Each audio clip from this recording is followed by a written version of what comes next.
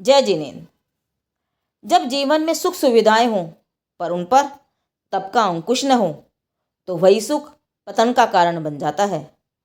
आज हम आपको सुनाने जा रहे हैं विवेक, तप और संयम की एक ऐसी अद्भुत कथा जहाँ डांट नहीं, उपदेश नहीं, केवल तप ने मन को बदल दिया। यह कहानी केवल सुनने की नहीं, आत्मा को झकझोर देने वाली है। एक सेठ की पत्नी गुजर गई। सेठ के बस एक ही लड़का था। वह जब विवाह योग्य हुआ तो किसी कुलीन घराने की लड़की के साथ सेठ ने उसका विवाह कर दिया, परंतु दैव योग से विवाह होते ही लड़का भी मर गया। बेचारी लड़की के भाग्य में पति का सुख देखना नहीं लिखा था। अभागी लड़की अपना मन बहलाने के लिए कुछ दिन के लिए अपने पीहर चली गई, पर पीहर में तो सारी जिंदगी कट नहीं सकती थी, क्योंकि लड़की का असली घर तो उसका ससुराल ही है। यह सोचकर वह अपने ससुराल में आ गई। उसके ससुर धनाढ़ ही नहीं, विवेकवान और धर्मपरायण भी थे। वह अपने पति विहीन पुत्रवधू की मन स्थिति को भली भांति समझता था। उसे सोचा, यदि इस पर धोस रोब दिखाकर या जली कटी सुनाकर दुखित करूंगा तो इसकी आत्मा को बड़ा भारी आघात पहुंचेगा और शायद बहू इस असहनीय स्थिति को न सहकर आत्महत्या भी कर बैठे। अतः इस प्रकार से इसे रहने दिया जाए कि इसका मन भी इस घर में लगा रहे और हमारी कुल परंपरा के अनुसार यह धर्म में भी दत्तचित बनी रहे। एक दिन सेठ ने अवसर पाकर अपनी पुत्रवधू से कहा, बेटी, ये चाबियां रख। आज से इस घर की तू मालकिन है। घर की सब चीजें तेरे अधिकार में है। तू इनका मनचाहा उपयोग करना। तुझे खाने पीने, पहनने ओढ़ने वगैरह के लिए जो भी वस्तु चाहिए वह मंगा लेना, पर एक बात ध्यान रखना कि तुम्हारे जीवन में कोई भी ऐसा आचरण न हो जिसकी तुम्हारे प्रतिकुल को या मेरे वंश को दाग लगे, समाज में नीचा देखना पड़े। पुत्रवधू ने सहर्ष स्वीकार किया। घर का प्रमुख बनकर अब बहू बहुत बहुत प्रसन्न थी। साथ ही घर की व्यवस्था का सारा उत्तरदायित्व स्वयं पर आ पड़ने के कारण उसमें धीरे धीरे गंभीरता भी आती गई। इससे धीरे धीरे वह अपने वैधव्य का दुख भूल गई। सेठ ने दूरदर्शी से सोचकर ही अपनी विधवा पुत्रवधू को सुंदर ढंग से अपना जीवन यापन करने की स्वतंत्रता दी थी, परंतु आप जानते ही हैं कि अधिक सुख सुविधाएं, विलासी खान पान और सब तरह की आज़ादी मिलने पर यदि जीवन में तप संयम न हो, जीवन को तप की साधना से न साधा जाए तो मनुष्य को गलत रास्ते जाते देर नहीं लगती।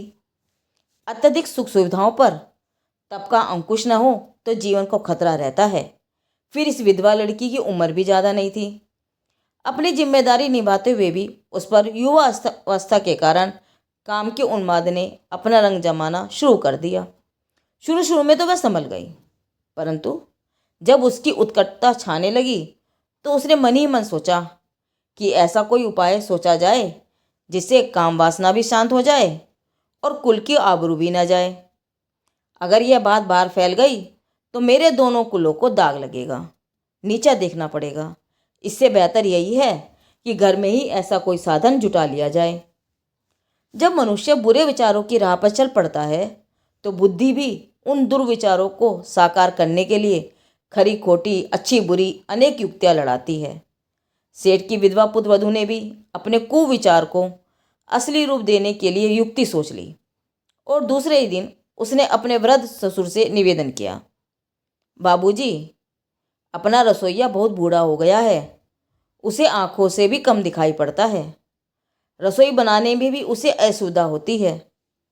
अतः आज से मैं अपने पुराने रसोइये को छुट्टी दे रही हूँ। आप आज से ही तलाश करके किसी जवान रसोइये को ले आइए। सेठ की वह पक चुकी थी, बाल सफ़ेद हो चुके थे। उसकी बुद्धि जीवन के कई उतार चढ़ावों के गंभीर अनुभवों की आंच में तपी हुई थी। वह पुत्रवधू की बात सुनते ही उसकी गहराई तक पहुंच गया। उसने पुत्रवधू की बात सुनकर पुत्रवधू को डांटने फटकारने और धमकाने के बदले अपना आत्मनिरीक्षण किया। सोच के सूत्र उलझ गए। वह अपने से ही बोला, अहो, मेरी ही भूल है कि उसे इतनी सुख सुविधाएं और साधनों की छूट देने के साथ साथ शरीर, इंद्रिय और मन पर स्वैच्छिक अंकुश रखने की तब की तालीम न दे सका। अन्यथा ऐसे सोचने की नौबत भी नहीं आती। मेरी भूल का प्रायश्चित मुझे इस प्रकार करना चाहिए जिससे बहुरानी के मन से दुर्विचारों का सफाया हो जाए। सेठ ने अपनी वणिक बुद्धि का उपयोग किया। पुत्रवधू से स्नेहपूर्ण वाणी में कहा, बेटी, आज अष्टमी है, मेरा तो उपवास है। तुम आज की रसोई का काम किसी तरह से चला लो, कल दूसरे रसोइये की तलाश करूंगा। पुत्रवधू ने अपनी महत्ता जतलाने के लिए कहा, बाबूजी, आपको भोजन कराए बिना मैं भी भोजन नहीं करूंगी, मैं भी आज व्रत रखूंगी। सेठ ने उसे प्रोत्साहन देते हुए कहा, बहू, तेरी जैसी इच्छा, सत्संस्कारी बहू का यही धर्म है। पुत्रवधू ने कभी व्रत उपवास नहीं किए थे, लेकिन अब बात आ ही गई थी तो उसे व्रत रखना पड़ा। सेठ सूक्ष्म दृष्टि से बहू के मन और तन पर उपवास की प्रतिक्रिया का अवलोकन कर रहे थे।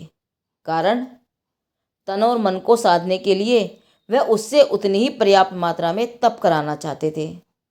अगले दिन जब उसने देखा कि एक दिन भूखा रहने पर बहू के शरीर पर विशेष प्रभाव नहीं हुआ, तो उसने निश्चय स्वर में कहा, बेटी, आज अमुक तीर्थंकर का जन्म कल्याणक दिवस है, आज भी कुछ न लूँगा। पुत्रवधू ने तपाक से संकल्प दोहरा दिया, बाबूजी, मैं भी आज कुछ न लूँगी। सेठ ने प्रशंसा के पुष्प बिखेरते हुए कहा, कल्याणी, तुम सरीखी कुलीन महिलाओं ने ही धर्म को समझा है। तीसरे दिन सेठ ने किसी दूसरे तीर्थंकर का तप कल्याणक कहकर तीसरे दिन भी व्रती रहने का निर्णय ले लिया। बहू ने भी ससुर का अनुकरण किया। सेठ ने बहू की सराहना की। पुत्रवधू को भूखे रहते हुए 3 दिन हो गए थे।